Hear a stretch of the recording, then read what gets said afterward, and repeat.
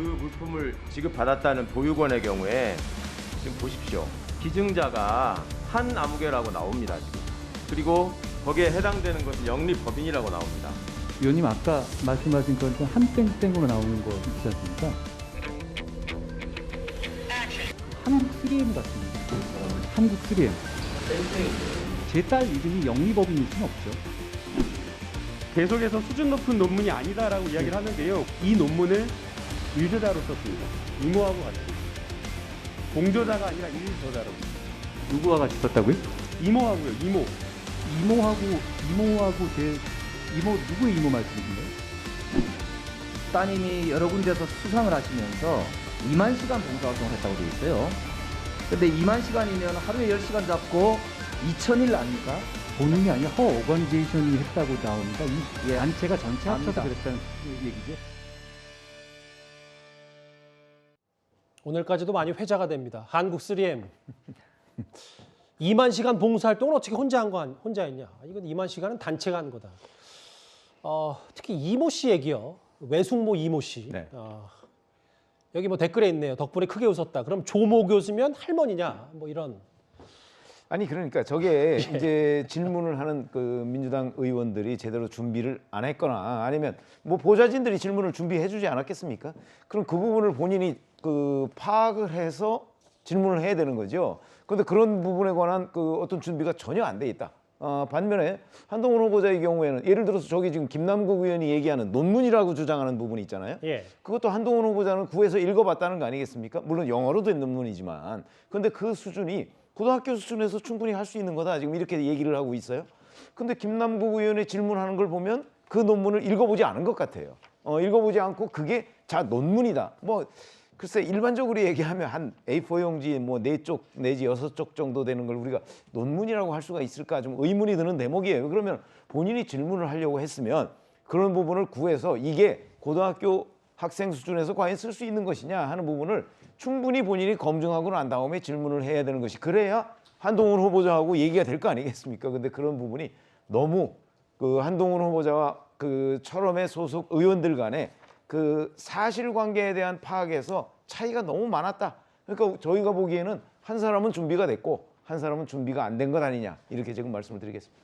그러니까 이 기증 문제 같은 경우는 이게 한겨레 신문이 처음에 그 한동훈 후보자 딸이 기증했다 이렇게 보도를 했다가 예. 한동훈 후보자 측에서 아니다 이게 지금 그 기증자 이름이 결국 한국 3M이 했다라고 해서 나중에 정정 기사까지 쓴 바 있습니다. 예.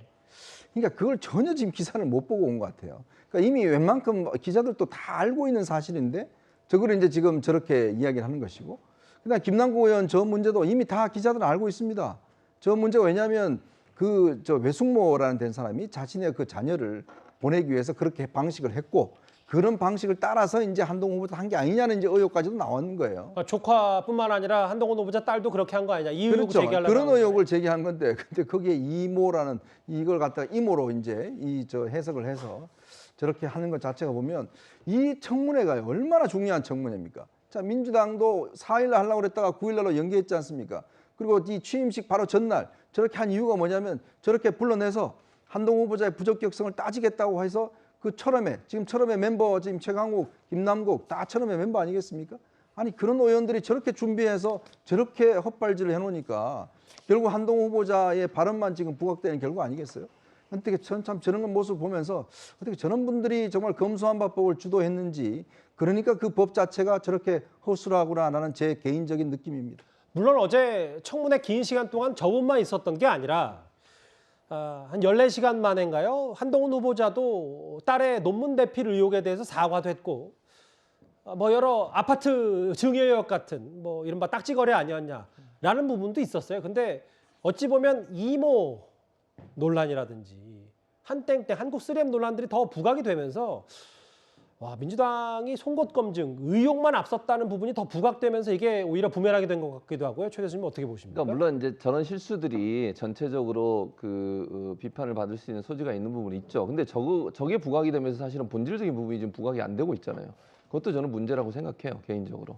그러니까 이제 물론 이모 교수냐, 이모냐, 뭐 이게 이제 붙어 있어서 읽을 때 그렇게 읽을 수는 있겠죠. 뭐 3M도 마찬가지라는 생각이 드는데 한국 3M이니까 예를 들면 뭐 그런 부분들을 물론 그 민주당 의원들이 잘 준비를 해서 했어야 되겠죠. 그런 부분까지 실수를 안 하고 해야 사실은 비판을 면할 수 있는 부분이 있고 저런 부분들이 괜히 변질되는 거잖아요, 지금.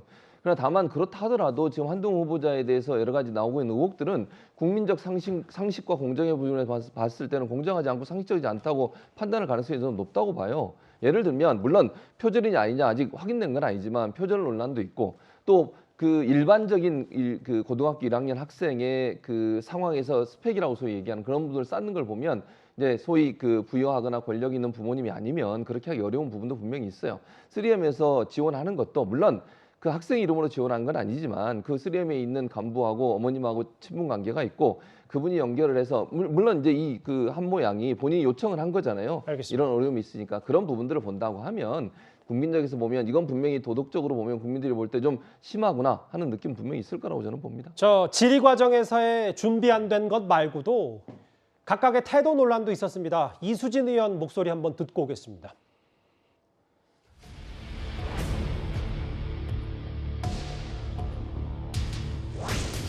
법무부 장관은 국민을 위해서 일을 해야 되는 자리예요. 검찰이라는 조직을 위해서 일하는 자리가 아닙니다. 그러니까요? 잘생겼습니다. 뭐라고요? 비꼬는 겁니까? 준비했습니다. 제 질문에 대해서는 킥킥대는 제 질문이 웃깁니까? 법무부 장관이 뭘 해야 되는 정도는 알고 나와야 되는 거 아니에요? 말씀해 주십시오. 뭘 말씀해줘요? 자꾸 웃으실 겁니까? 인권 옹호도 들어있습니다. 당연한 말씀입니다. 당연해? 예, 이수진 의원의 뭐 질의 태도 혹은 뭐 그걸 맞받아치는 한동훈 후보자의 뭐 여러 태도에 대해서도 여러 얘기들이 좀 많은데 결국은 뭐 이런 것들 때문에 또 검증은 제대로 이루어지지 못한 거 아니냐. 이수진 의원의 발언 어떻게 들으셨어요? 이수진 의원은 감정을 좀 자제하는 것이 맞았다고 보고요. 그럼에도 한동훈 후보자의 태도도 매우 오만해 보였습니다. 물론 한쪽이 저렇게 하니까 나도 그렇게 한다. 그리고 언론사 고소에 대해서도 문재인 대통령도 그런 식으로 했더라. 이런 거는 사실 장관 후보자들이 보여줄 태도는 아니라고 생각을 하고요. 그리고 본인과 자녀와 관련된 의혹에 대해서도 예를 들면 뭐 지방에 가 있어서 잘 모른다. 자녀 교육에 대해서 잘 모른다. 그리고 아버지가 평소에 어떻게 말씀하셨다. 술을 안 마셔서 돈을 모았다. 이거는 사실 본질적인 문제에 대해서 의혹을 해소시켜줄 수 있는 해명이라고 보기는 어렵습니다. 그래서 한동훈 후보자의 태도도 매우 아쉽다고 평가를 하고 싶고요. 또 하나 제가 예전에 민주당을 취재할 때 스타박스라는 말이 있었거든요. 무슨 말입니까 그게? 이명박 정부 때 당시 총리 후보자, 김태호 총리 후보자 때 야당 후보 3인 박영선, 박선숙, 박지원 의원이 삼각조를 이뤄서 청문회를 통해서 총리 후보자를 낙마시킨 사례입니다. 거기에서 고성이 오가지 않고요. 후보자의 답변을 조목조목 반박하는 이른바 팩트와 증거를 가지고 왔기 때문에 결국 총리 후보자의 낙마까지 이끌어낸 것이거든요. 그래서 사실 민주당 입장에서는 이번 청문회에서 실력 발휘를 하려면 그 누구도 반박할 수 없는 자료를 좀 더 충실하게 준비해야 됐다. 사실 그런 아쉬운 마음이 드는 것도 사실입니다. 한동훈 후보자의 청문회 얘기는 여기서 핵심 내용 정리해 보고요. 잠시 윤석열 대통령의 가장 최근 장면, 국회 연회 장면이 조금 전에 저희 영상이 들어왔습니다. 외교사절단 직접 인사하는 윤 대통령이고요.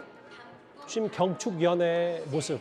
잠시 뒤면은 신라호텔에서 오늘 대통령 취임 공식 만찬도 진행이 되는데 그 전에 다시 여의도에 들러서 윤석열 대통령 부부가 저렇게 박병석 국회의장 함께 경축연회를 개최하는 모습. 조금 전 바로 실시간 직전에 들어온 영상도 같이 만나봤습니다. 조금 전 국회 영상, 여의도 영상까지 만나봤습니다.